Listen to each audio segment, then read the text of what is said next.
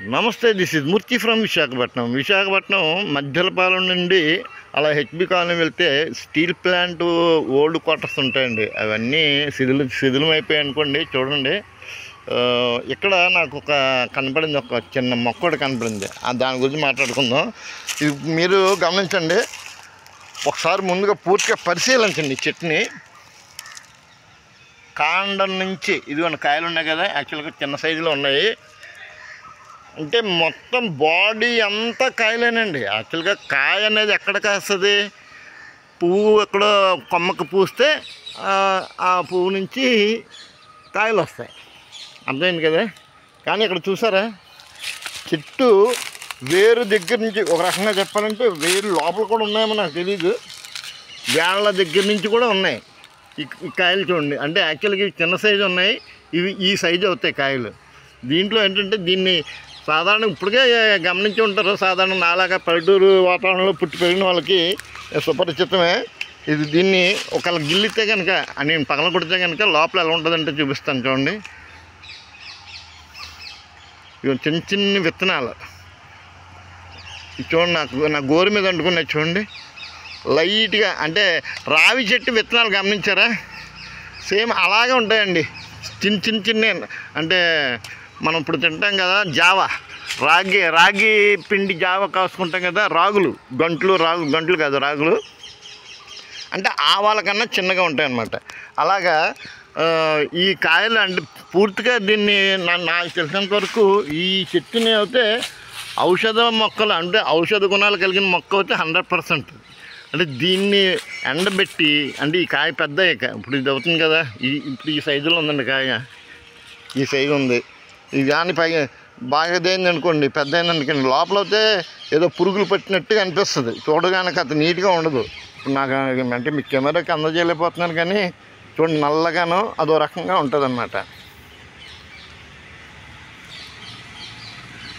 దీని ఆంతర్యం ఏంటంటే ఈ గింజల్ని చూడండి, ఇప్పుడు కూడా మీకు క్లియర్గా చూపించలేకపోతున్నాను, ఎందుకంటే మాకున్న కెమెరా అటువంటిది. ఇప్పుడు అసలు విషయం మాట్లాడుకుందాం.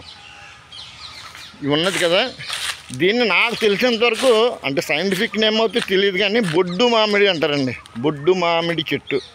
ఈ బొడ్డు మామిడి కాయలని ఆ లోపల ఉన్న గింజలు ఉంటాయి చూసారా, ఆ గింజల్ని ఒక రకంగా బాగా ఎండిపోతే పళ్ళులాగా అయిపోతే కనుక చాలా అంటే ఒక టేస్ట్ చూస్తే కాస్త ఒకరిగా అనిపిస్తుంది. ఈ కాయ ఒకటి, రావి చెట్టు కాయలు ఉంటాయి చూసారా, అదొకటి, మర్రి చెట్టు కాయలు, అలాగే మర్రి చెట్టు బెరడు, రావి చెట్టు బెరడు, ఈ చెట్టు బెరడు, మొత్తం ఇవన్నీ కలిపితే, అంటే విడివిడిగాను లేదంటే అన్నిటిని బాగా ఎండబెట్టి పొడి కింద చూర్ణంలా కలిపేసి మనం కానీ పొద్దుటే ఎర్లీ మార్నింగ్ కాస్త వేడి నీటిలో కానీ తేనెలో కానీ సేవిస్తే అసలు సర్వరోగ నివారణటండి. ఇది ఎక్కడో చదివాను ఇది, అంటే అది అందరికీ అందుబాటులో అయితే దొరకదు. ఆ రకంగా ఇప్పుడైతే నాకు కనపడింది ఇక్కడ ఈ కాంక్రీట్ జంగుల్లో. ఇంకొక విషయం కూడా చూపిస్తాను చూడండి, చింతకాయ మొక్క. అంటే మనందరికి తెలిసిందే, ఇదిగోండి చింత చెట్టు. అంటే నగరంలో చింత చెట్టు అంటే మరి గొప్పే కదా, మామిడి చెట్లు ఉంటుంది సహజం, చింత చెట్టు కూడా లేచింది ఇక్కడ.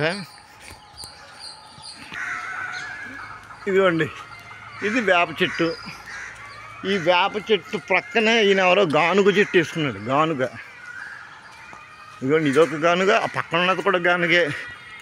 అంటే కాయలన్నీ, ఆకులన్నీ రాలిపోయాయి, కొత్తగా మళ్ళీ ఆకులు చిగుర్చాయన్నమాట. పెట్ట కొంచెం కోత కనవంటి ఇదేనండి. ములక్కాళ్ళు చూడండి అంత ఏపుగా పెరిగా, చిన్ని మొక్క. కాంపౌండ్ వేసుకున్నాడు, వ్యవసాయానికి రెడీగా ఉంది. ఇవాళ ఉగాది వస్తుంది కదా, ఈ వేపపోత మొత్తం దూచేశారు. కానీ ఒకటండి, ఇప్పుడు అయితే మనకి బ్రష్లు వచ్చాయి, టూత్పేస్ట్లు వచ్చాయి. ఈ వేప చెట్టు పుల్ల ఒకటి, గానుగ చెట్టు పుల్ల, ఇంకా ఇది కూడా నేరేడు చెట్టు పుల్ల.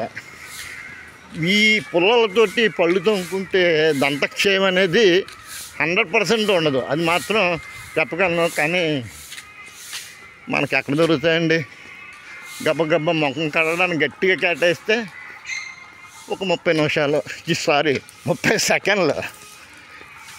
ఇక్కడ పర్యావరణ కాలుష్యం, మాకు ఆకులన్నీ రాలుతున్నాయి కదా, దాన్ని మున్సిపల్ సిబ్బంది శుభ్రంగా తుడిచి మంట పెడుతున్నారు. ఇదో రకమైన శుభ్రం. ఓ రకంగా మొక్క చెత్త అంతా క్లియర్ అయింది అనుకోవాలి, మరో రకంగా మరి వాయు కాలుష్యం అవుతుంది కదా. ఇదిగోండి హైబ్రిడ్, ఇవి సంకర జాతి మొక్కలండి. చూడండి పువ్వులు ఎంత నీట్గా ఉన్నాయో. పింక్, లైట్ పింక్ అనమాట. సాధారణంగా ఇది యాక్చువల్గా మన దేశం సంబంధించిన మొక్కలు కాదు, సంకర జాతి మొక్కలు, హైబ్రిడ్ మొక్కలు. కాస్త తొందరగా వేపుగా ఎదుగుతాయని చెప్పి వేశారు. అదండి, ఇలా చెప్పుకుంటూ పోతే ఇంకా ఎన్నెన్నో కనపడుతున్నాయి. ప్రస్తుతానికి అయితే ఈ వీడియో ఎంతటితో విరమిస్తున్నాను. పూర్తి వివరాలతో మరొక వీడియోలో కలుస్తాను. ఇక సెలవు మరి. హర హర మహాదేవ శంభో శంకర. ఓం నమః శివాయ.